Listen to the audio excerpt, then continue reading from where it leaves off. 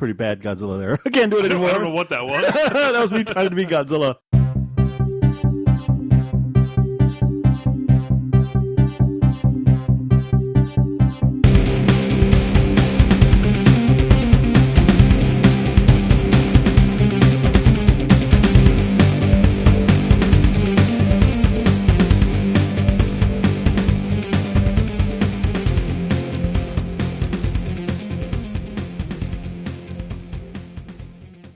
Hello and welcome to episode 80 of Comical Podcast. I'm your host, Justin Corbett, and with me is... The Brown from out of town. The clown with no frown.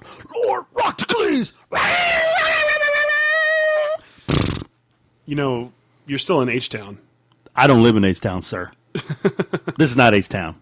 Yeah, this is technically H-Town. No, sir. Where do you live? I'm from a one-horse town known as The Stable. That's ridiculous. No, it's not. Have you not seen my Twitter account? It's The Stable. I have seen your Twitter account.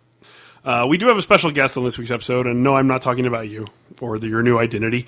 I'm talking about Ales Kot, who's a writer that we both greatly respect and are very happy to have him on the show. But he's going to be joining us a little bit later. We're going to start things off by talking about our favorite comics of the week. Okay. So what were your top two this week, Miguel? All right, number 2, Tech Jacket, number 10.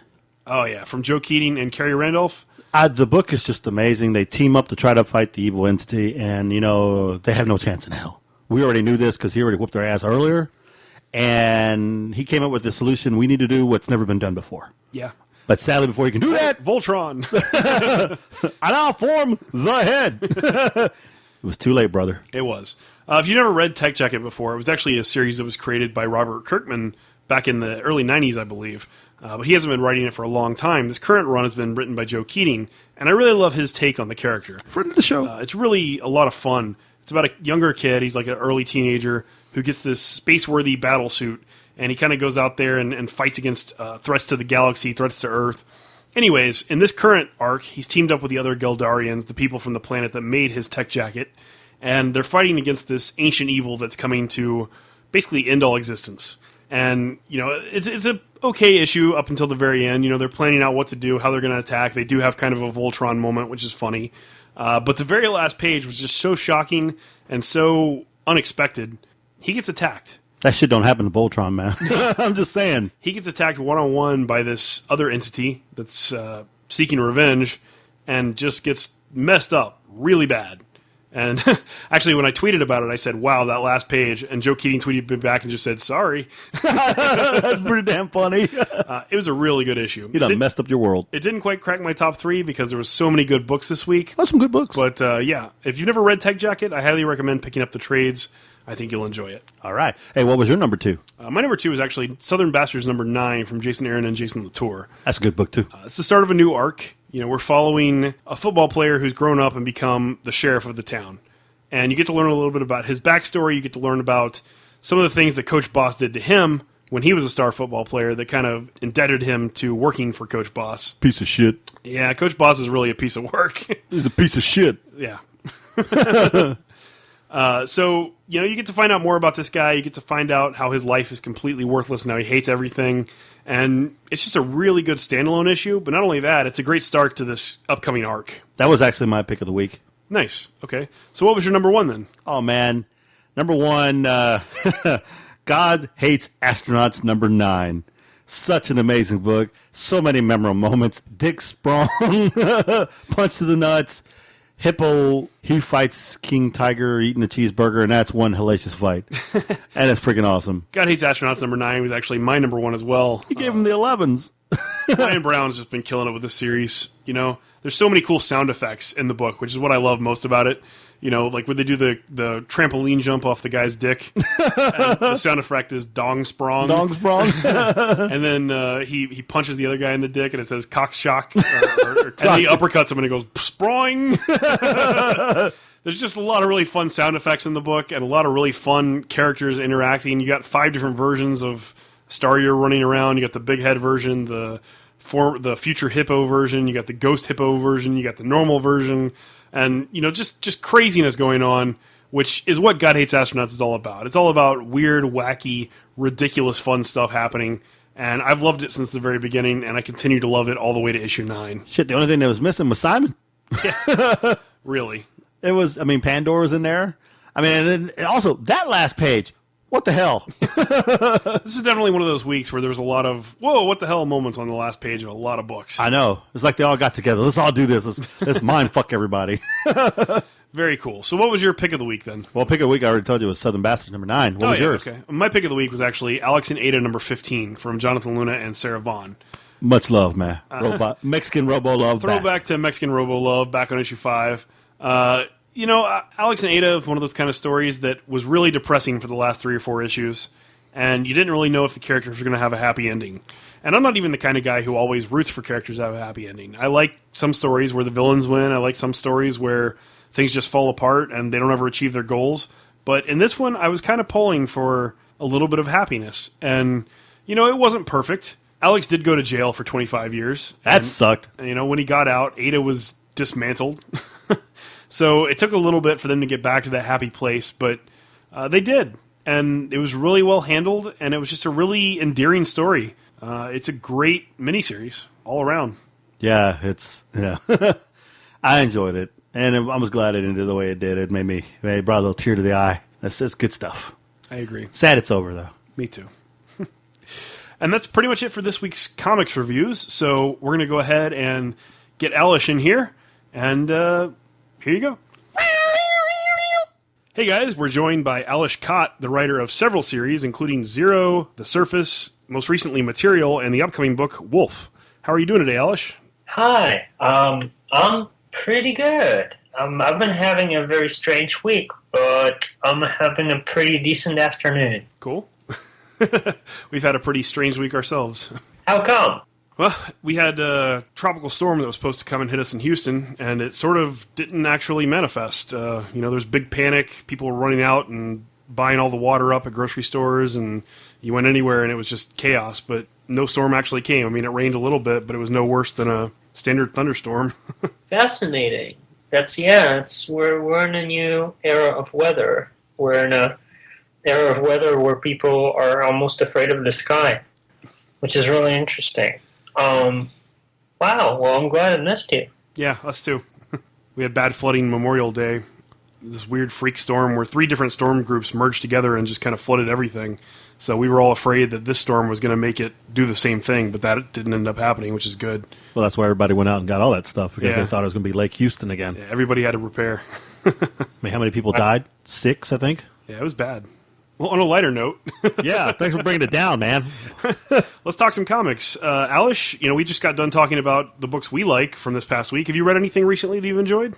Actually, I like a decent amount, but I haven't read much in terms of comics lately. I mean, the things that I really reread the most lately were my own work. But that's, that doesn't really necessarily count that way, because that was for dissecting and working from various things. I guess the last thing that I read that I actively really enjoyed would be BPRD. I started getting those big omnibus collections, or I don't know if you'd call it, but those like big softcover collections of BPRD. I find it, and Hellboy, I find them really, really wonderfully atmospheric and playful, and sometimes they're a little bit too decompressed for my liking, and not much necessarily happens, and not in a way where I feel like it does much for the atmosphere either. But for the most part, they're really hitting it out of the park, and I'm really enjoying it. So that would be one.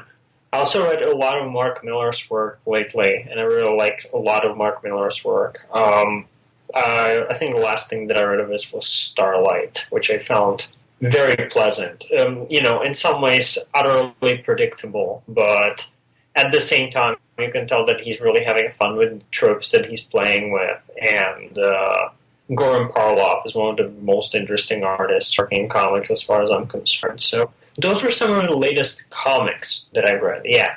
Cool. Okay, well, let's talk about you then. Let's talk about what's been going on with you and Material and Wolf. Why don't you tell our listeners a little bit about what those series are all about? Okay.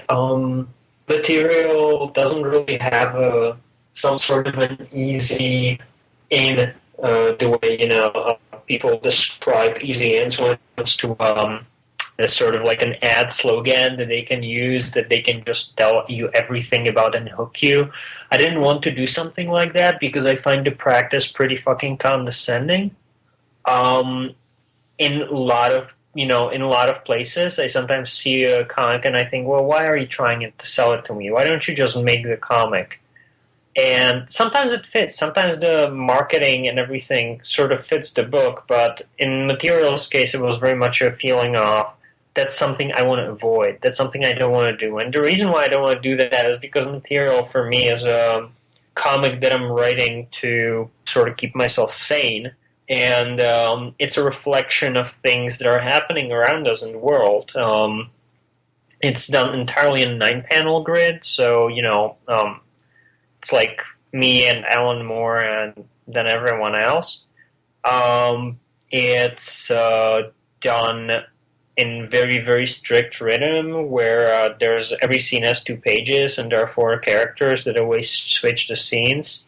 And it's about many different people in the first 4 issues, primarily in America. A university professor who might be having a serious conversation with real alien intelligence descended from a spam bot, an actress who might be getting a nice career bump if she manages to keep it together. There's a kid who gets kidnapped by cops off from demonstration and gets put into the Homeland Square detention facility, which is essentially an illegal police facility that is really still running in Chicago. And the 4th story is about a guy who comes home from Guantanamo and realizes that he can only get off through extreme torture after being detained for years and being tortured by the U.S. government. So it's fun. It actually is fun. I think that the comic works on a story level and simultaneously works as a mirror.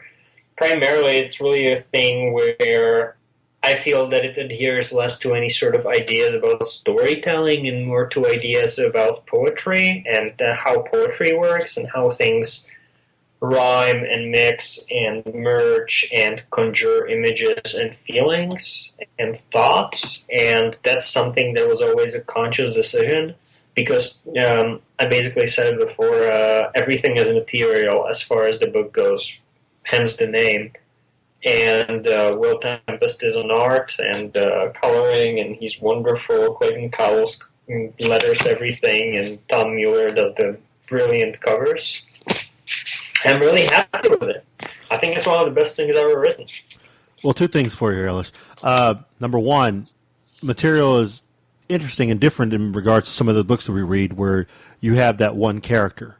And even though you have other characters around him, you know which is the main character. With yours, you have those 4 characters, and it's kind of like, huh. So we have 4 main characters, and it's interesting. You kind of like, as a reader, you're like, okay, I kind of think the professor is okay. This dude has got to get himself off the hard way. It's kind of like, whoa. It's just interesting that, we have, you get to figure out which one you really like. I mean, which reader you really care more about instead of just being this one guy, and that's all you're going to follow. Yeah, absolutely.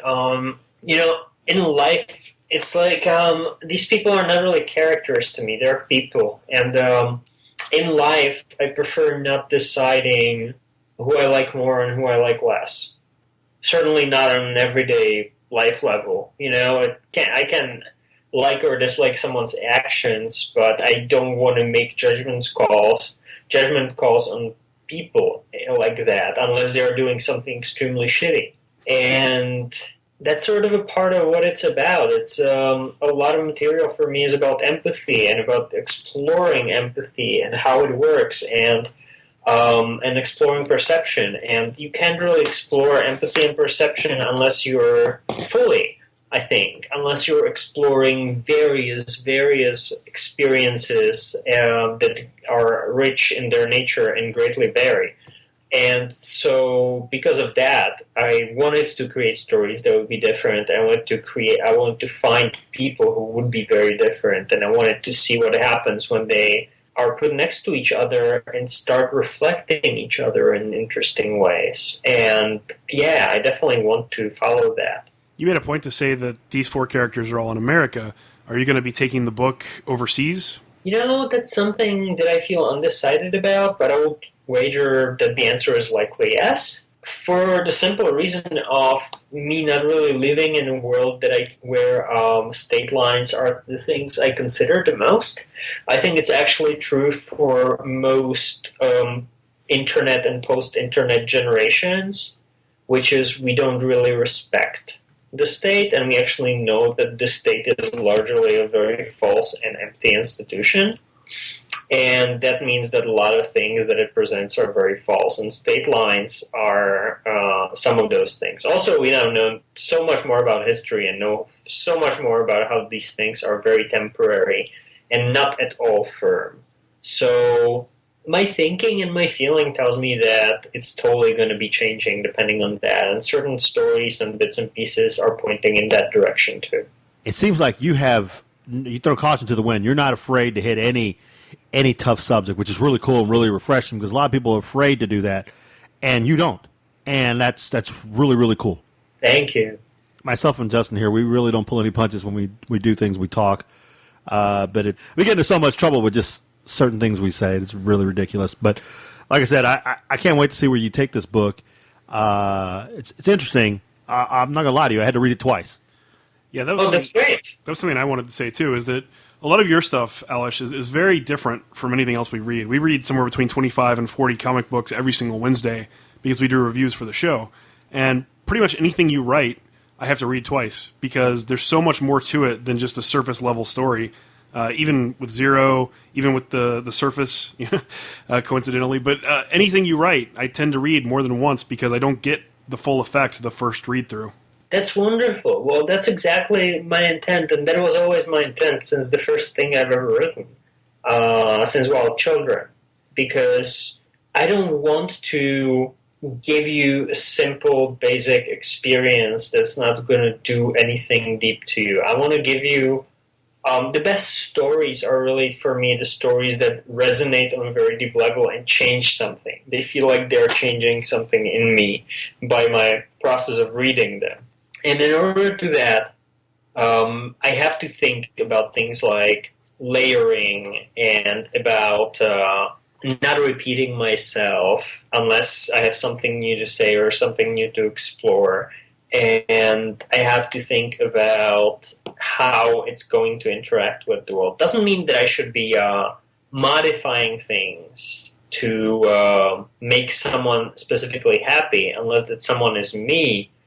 But I need to make sure that the story does that thing where it comes back, because that's what the best stories really work like for me. I want to reread them. I want to go back. It's like the same way when you might go on a walk. You're going to go, at some point you might go, holy shit, sometimes I forget how interesting and weird and beautiful, the world outside my windows is. And you just go thinking, holy fuck, I just want to stand around and look at something for 5 minutes and realize that nothing in nature is ever in one state only, but that it changes continuously, and that just observing those changes is incredibly poignant and really mind-bending and really heartfelt. And in order to really fully engage a person like that, I need to make sure that the intelligence and also the emotional intelligence and logical parts too, and the ideas and all of it are really going in. So yeah, I take my job pretty seriously. And that shows in your work. Thank you. I mean, it's a different, like I said, we said earlier, being different. It's a comic book for thinkers, for people who, like you said, have that intelligence level, a certain thing. And you said something earlier about how you don't pay attention when you go for a walk, and all of a sudden you realize, holy crap, it's really beautiful out here. And I understand exactly what you're saying, because I've had some of those moments in my life, because we as a society are too busy just going, never pay attention and enjoy anything. Your book, like I said, I had to read it and struggle a little bit with it, but I went back, like Justin said, and then you start to really grasp, and you're like, this is very good. The thing I wanted to say is you also assist with the little notes you write and you have in the panels. And it's very helpful, and it does add to the experience of reading the comic. And that's a nice touch. I just wanted to tell you that. That's great. Thank you. Yeah, it's something that I feel I really needed to include because, again, it comes back to the widening of the overall experience. I want to make sure that the people who are reading this thing are finding new possibilities. It's something that comics at their best did for me, especially when reading works of people like Grant Morrison or Warren Ellis. Examples would be something like The Invisibles and Transmetropolitan, or Preacher, and like discovering Bill Hicks because of that scene in Preacher, etc., etc. These things are really, really important. It's how we connect with the world. Art is a way of talking to each other.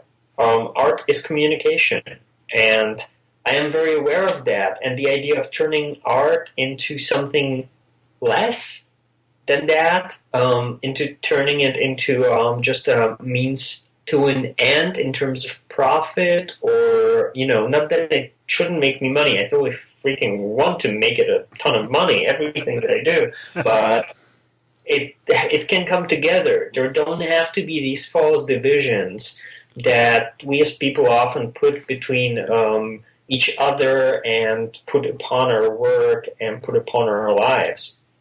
And I hope that what I do somehow contributes to taking those separations away and showing that everything really actually is pretty connected. I think that the book you've done the most work on that kind of shows that is Zero. I've been reading Zero since the very beginning, and I completely and totally love it. And I like that every single issue is something completely different than the issue that came before. And there's some issues in there that are just so, emotionally impactful to me specifically, that it's become one of my favorite series that's ongoing right now. And one of my favorite scenes, which, I'm a big comic book reader, so I love all the fight stuff, is the scene where Edward Zero is fighting the guys in the elevator. And there's not a whole lot of dialogue, but it's just a really brutal, really well choreographed fight scene, and it's totally different than anything I've ever seen you do before. Mm-hmm. So it shows a lot of diversity, and I'm such a fan. Thank you. That fight scene and that entire issue was something that I wonder if I've done like a straight-up fight scene before. I mean, I've done little bits and pieces here and there, and we've done a great fight scene in the issue 4 of Zero, but this was a much more close quarters thing, which I guess I haven't really done before. It comes from, one, it comes from experience with fighting, and two, it comes from The Raid by Gareth Evans, which I watched, and those were the best stunts I've seen since Jackie Chan movies, and they were incredibly precisely executed, and they were real. I've seen a bit of what fights look like and what they feel like, and that was really close. And I feel that it's very important to really convey what fighting is like if I'm making a fight be a part of any sort of media experience that I'm focusing on, because it's nasty. And it's fucking brutal, and it's not necessarily going to make anyone feel good. It doesn't. It's just not part of the deal, except for the adrenaline rush after, and the possibility of survival. Comic industry, and not just comic industry, but really American cultural industry for so long, and this of course connects with the American government too, promoted fighting as and war as a way of solving problems, which is a part of why we have massive fucking problems with violence, including Charleston last night and so on. There's a certain code to being an artist that I'm not interested in imposing on anyone else, but for me personally, it means standing long lines of people like Orwell, who were decidedly anti-violence unless absolutely necessary. So when I depict violence, it needs to be brutal, it needs to be ugly. Is it also beautiful? Yes, of course it is, because, once you read people like Rimbaud and Baudelaire, you realize that there's a lot of beauty in ugliness, and, that will inevitably change your worldview. Also, it might happen in a completely different way. For example, getting lost in a swamp when you're 9. I had both experiences, so I can tell. But seeing that beauty and depicting it without glorifying it is a really tough act. But I know that it can be done. So that was my approach to it. And it was about the viscerality and the immediacy of it.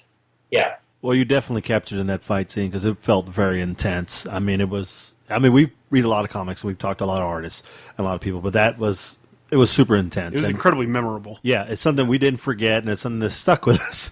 And my co-host will probably tell you a little bit more how Zero has kind of defined this show in a certain way, because some of the stuff you've done in it, some of the stuff in Zero has been memorable to this show. Well, we had Steve Orlando, who I know you were friends with, on the show. Mm-hmm. Yeah, I know Steve, yeah. Yeah, we had him on very early on, and we were talking about Zero because we had chosen it as our top book for the week. Mm-hmm. And it was the issue where, I can't remember the girl's name, but she gets her arm cut off in the teleporter. Yeah. And we started joking about using hashtag the arm as kind of our thing for the show. And since the show started, we've kind of used hashtag the arm in homage to you and to that one scene and to the whole start of us doing interviews with different writers and whatnot. And it's all because we had Steve on, and all because Zero was our pick of the week that week. Ha! Yes. And Steve keeps it going, too. I had no idea that people liked my book. I mean, I have some idea, but it's always it's always new to me when someone tells me that they like it, because somehow in my head I don't spend much time thinking about them reading it. Not that I don't want people to read it, it's just that, for some reason it always feels new. So thank you for telling me. I'm really happy about that. Yeah. We're nearing the end. We're at the last issue. Actually, I should send you the last issue. You can read it later. You can have it a week early. Thank you. That would be awesome. Doing that right now. Go on, ask me more questions. Seeing how everything means so much to you and how much you put into it, blood, sweat, and tears and ideals and everything you put into it, your passion, is Material going to be the book that you feel defines everything you want to say? Or is there another book coming that's going to be like, your entire soul is in this book and you've put it all out there? No book is ever going to define everything I want to say. Gotcha. I think. I don't think it's possible because I'm in constant flux and constant process of, change and renewal and death. As we all are. We are all going to die one day, and possibly, at least, maybe not. But, yeah, I don't really see life that way. I don't see it. I'm not struggling towards some final destination when, everything's finally going to make sense. I'm definitely aiming towards certain things, and sometimes I feel like, it's a bit of a struggle, and sometimes I feel like I've nailed something perfectly. But no, I feel like everything I do is partially fueled by desire for self-discovery and interaction with the world. So as long as I'm hitting those two things, and as long as I hit my own parameters of excellence, which I don't always, but I feel like I'm getting closer and closer to being really happy with my work. As that happens, if that happens, and it feels like it is happening, I'm happy, or at least pretty content with what I do. That was deep. I'm just saying. Good for you. Man, I'm I'm in awe, actually. I'm just like, wow, okay. It's refreshing. I like that you try new things in a lot of your books. I mean, most recently we read The Surface issue 3.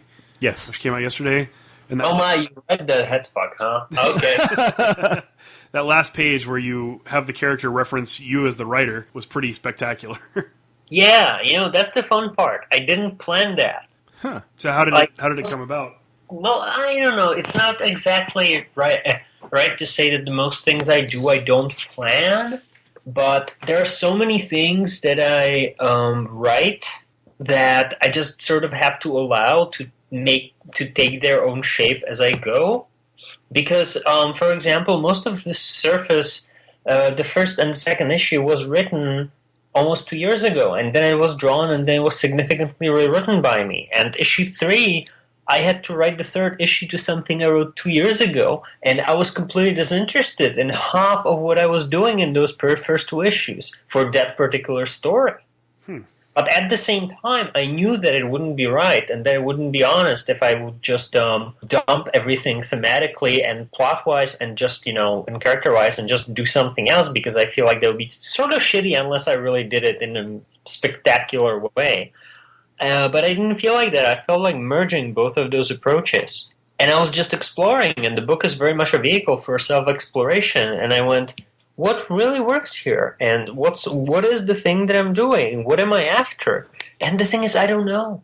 I'm at the end of the third issue. I'm going to write the fourth issue sometime probably in the next 4 weeks, which means it's probably going to be pretty late. But when it's going to come out, I think it's going to be pretty great. And I have no idea what I'm going to write. I have a lot of notes. I have a lot of ideas. But I don't know until I confront the page. And that's really amazing, because I essentially get paid to do something that is where so much of my job is improvisation.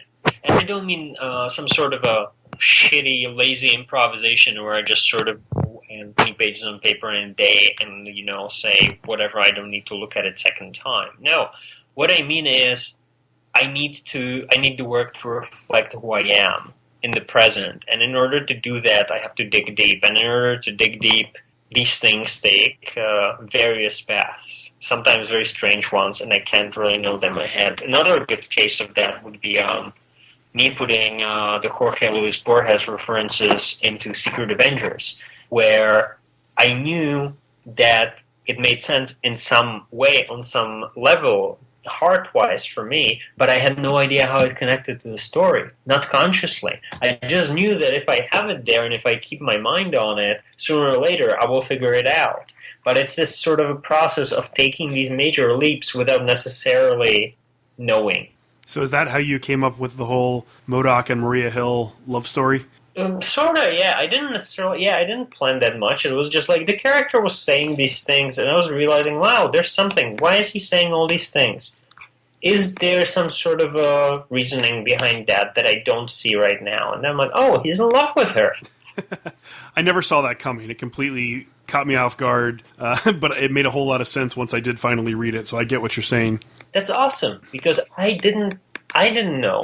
Like, I had no idea, I was like, what? That's pretty damn cool. Well, we talked a lot about the series you've been doing, but we know you have another series coming up called Wolf, which we don't know hardly anything about. We saw the preview of it in the back of some other Image books that came out this week, but it doesn't really give you much to go on. It's just the guy walking down the street on fire. Can you tell us a little bit about what Wolf is going to entail? Sure.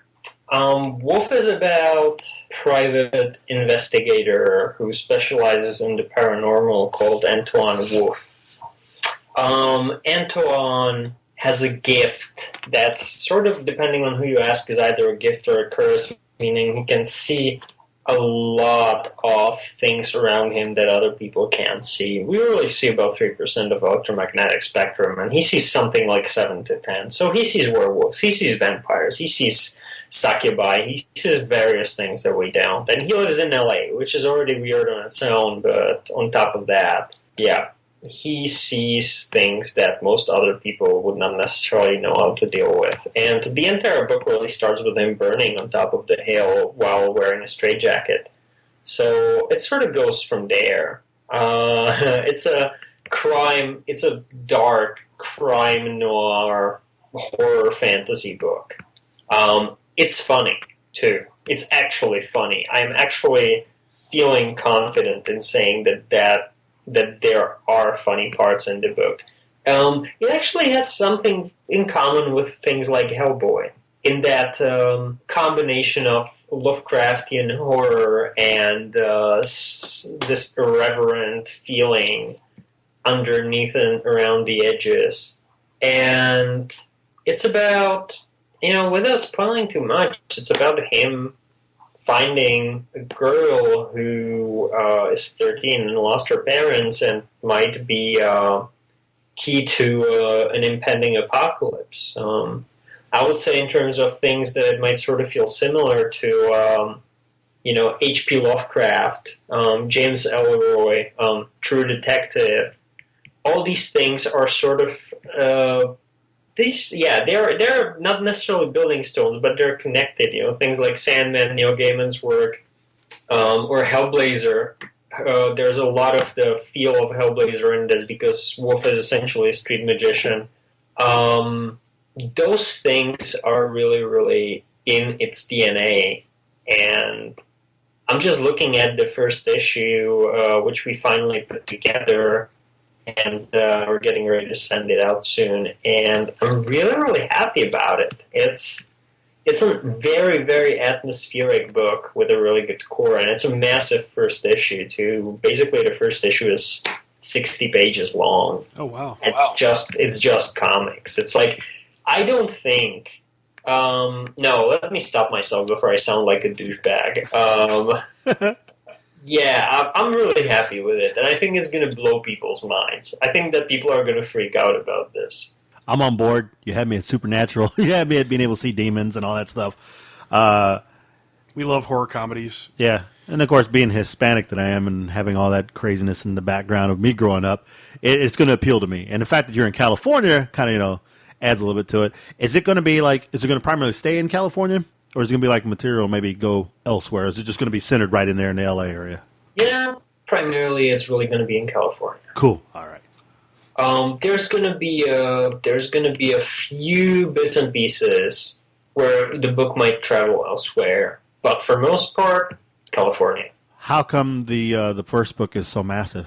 You just couldn't stop? It was just it's just like all blended together and needed to all be together, or you just couldn't feel like breaking it up, or because you don't see too many books. I apologize. You don't see too many books that go that size. It just comes down to just feeling it. It was definitely a case of just going, well, this feels right. We tried.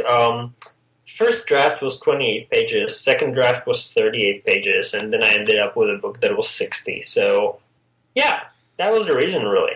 I'm not complaining. Yeah, we're not hating on that. No, I mean, you capture us. You're going to capture everyone. The guy's on fire right off the bat. So when you read a book like that, you don't want to stop reading at 20-something pages. You want to keep going. And you may get to those 60 pages and like, where's the rest? Oh, man, yeah. It's like, it's a book. I would love to actually just put it out 60 pages per issue because I think that might be exactly the correct size. Of course, then it will have to cost a different amount, but we made the first issue pretty reasonably priced. It's $4.99, which is pretty decent. And it's not bad at all, no. No, yeah, exactly. That's what more of a book costs sometimes when it's 20 pages. That is true. Yeah, or a DC book for that matter. I'm an equal opportunity shit talker when it comes to this stuff.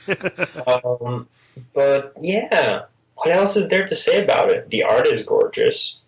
Matt Taylor, right? Yeah, just looking at the comic, I'm going, oh, this is amazing. This is exactly what I want from a comic right now. It's a good, big, fun book. I like it. We look forward to reading it. It sounds like, and again, not blowing any smoke here, but I honestly feel that Zero, and even we haven't even seen this book yet, Wolf, has potential that both could be a show. I mean, with the kind of shows they're releasing now. I mean, I'd love to see a Zero TV show, wouldn't you? Oh, yeah, definitely. And I love stuff like supernatural, paranormal type crime detective movies. I would love to see Wolf on TV. Oh, you would? Well, that's nice to hear. Thank you. So you were saying? I was going to say, how did you get Matt? How did you pick Matt? Well, to the subject of the TV and movie stuff, there's something in the works, but I can't say more. And as far as Matt goes, well, I mean, I can say more about the Zero TV show that is in development because that is a thing that's known. But yeah, in regards to Wolf, there's possibilities, there's opportunities. Anyway, in regards to Matt, we worked together on 07, and we were working together, and it felt right to work together again. And I'm glad he stayed on board because I've been really fucking bad with deadlines this year, which was not the case before. And he's basically he's finishing up with the second issue right now. It was just a case of feeling it and being very happy about it and about the collaboration and saying yes and doing that. I got you. I'm going to ask you one more question here real quick in regards to Wolf. The way material works and the way usually comic books work and Zero, how you have different arcs, is Wolf going to be broken down that way, or is it just going to be like just an ongoing story of the same journey? Of course, we'll see how long we go. It might be a case of going for 4 issues. It might be a case of going for 40 issues. We don't know. A lot of it depends on how many people will be buying the comic.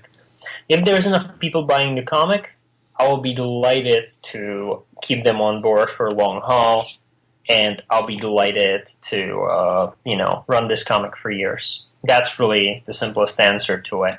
Is there a long-term story? Absolutely. Is there a short-term story, and do I want to make every single trait, every single arc really feel like its own thing?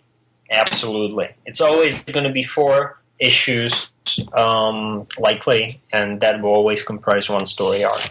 Cool. Well, we'll definitely do what we can. I mean, we tell our listeners and our friends, and a lot of people, I mean, they actually think we're kind of funny, and they actually take our recommendations and actually pick up the book. So we'll do everything we can to help promote your book and everything else and tell people, hey, you need to go pick this up, and why aren't you reading? You'll see our tweets out there like, why aren't you reading this book? You need to go pick it up. And that's what we do. I mean, we're goofy, funny kind of guys, and we try to do that stuff. Guys, thank you. I really appreciate that. We appreciate you putting out such great quality content. And actually coming on our show. I mean, that's we appreciate that kind of stuff. You're totally welcome. All right, then, Justin. It's time to get funny. Tell me a funny story.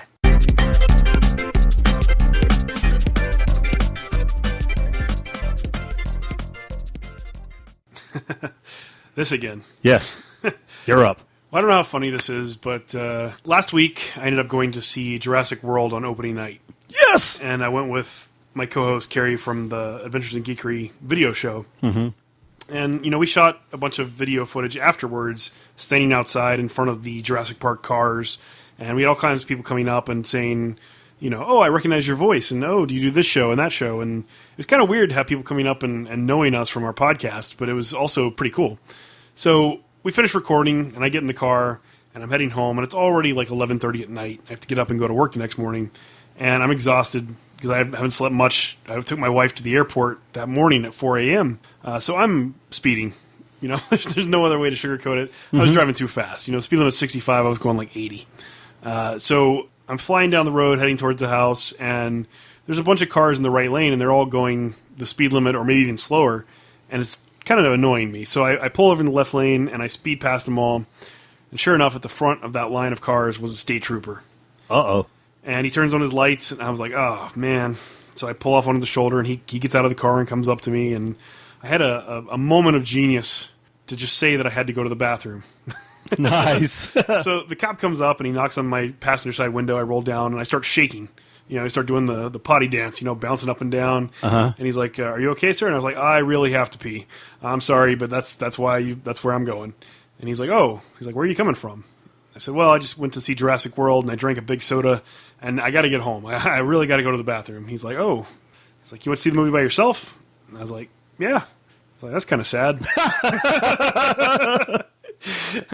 And I was like, well, it is what it is. He's like, well, hang on a second. He walks away, and he comes back, and he says, I'm going to give you a warning, but there's a Shell station right over there. You can go to the bathroom over there. He's like, drive safe, hands me my card back. And, of course, I went to the Shell station. I went inside and pretended to pee.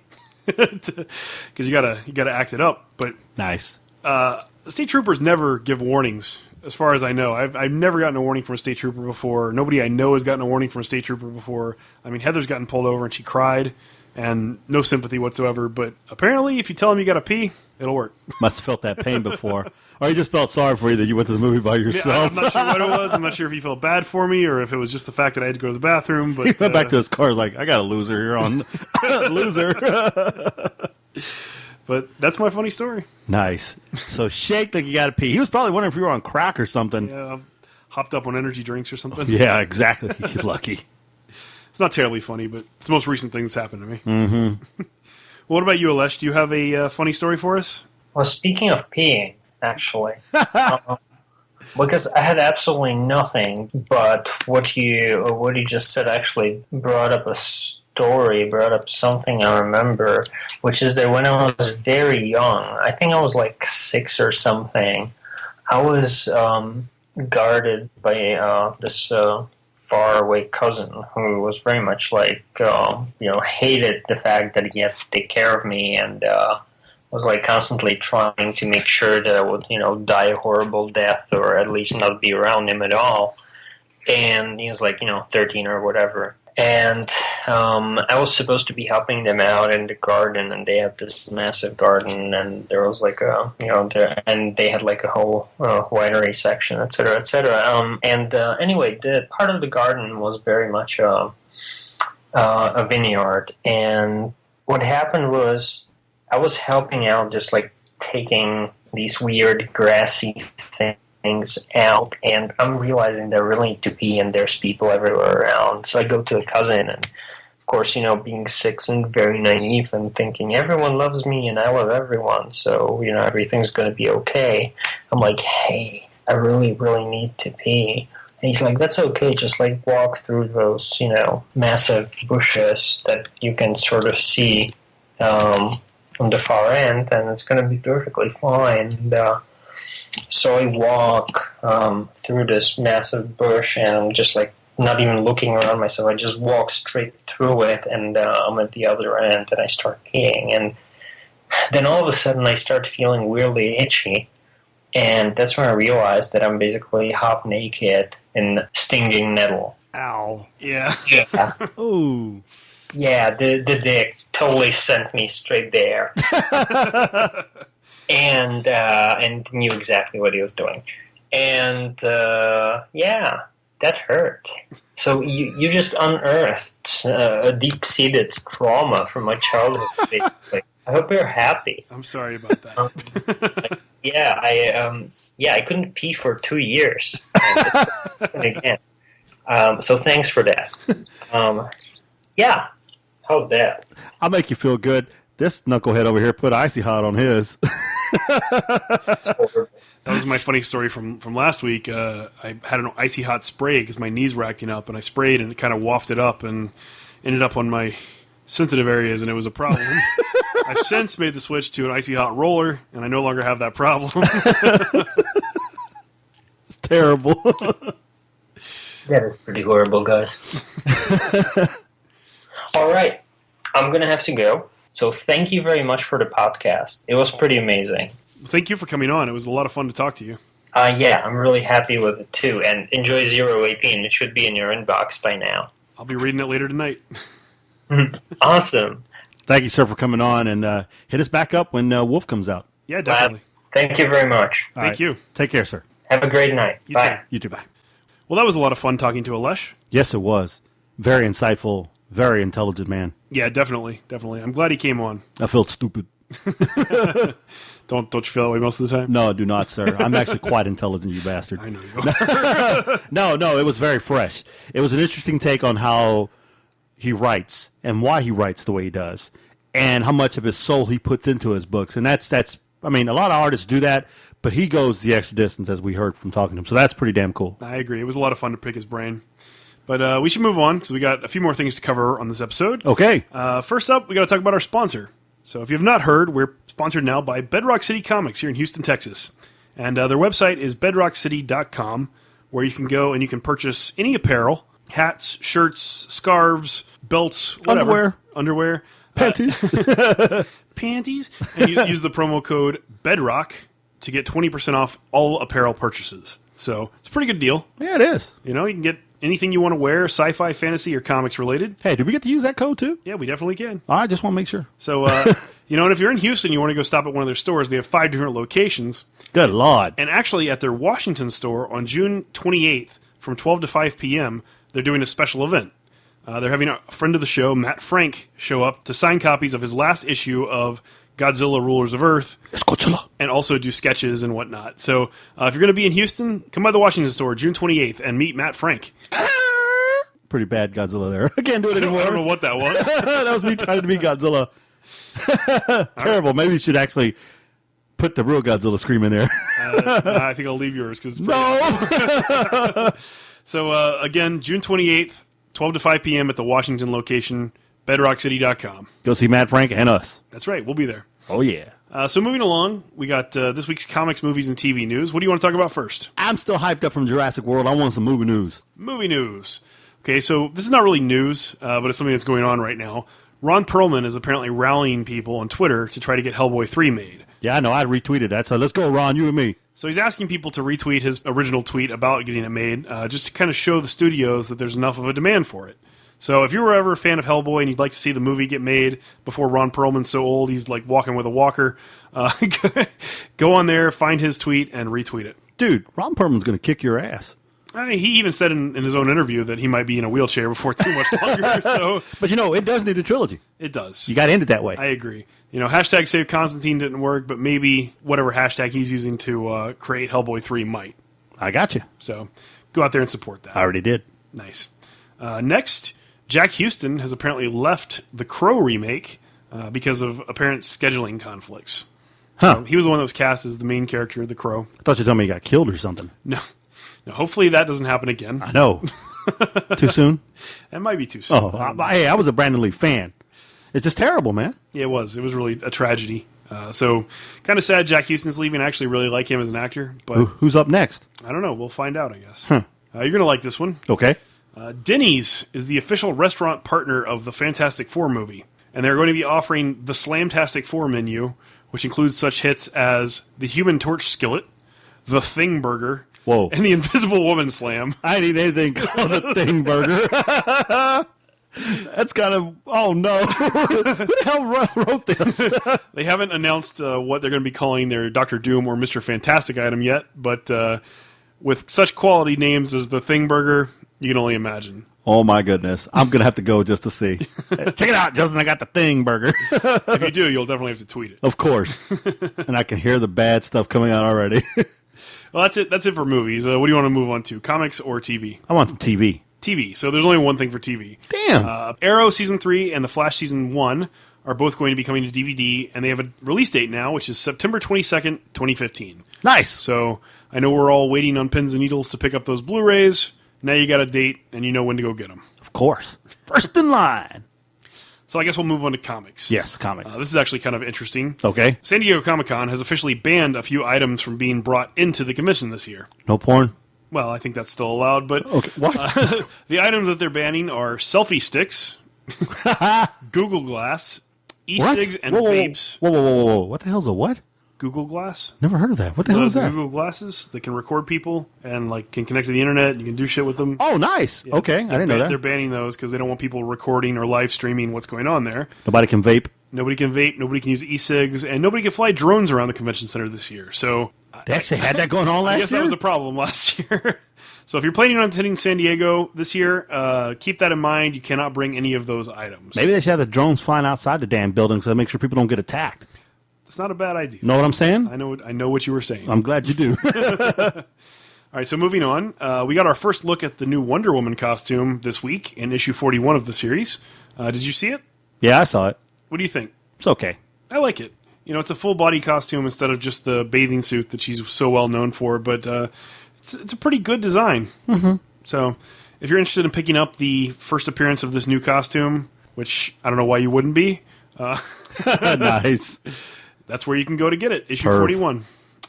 Something that I find kind of funny and interesting, two smaller independent companies, Devil's Due and One First Comics, have merged, and they're going to be releasing their very first flagship title, which is going to be a revival of the 1980s indie hit, The Badger.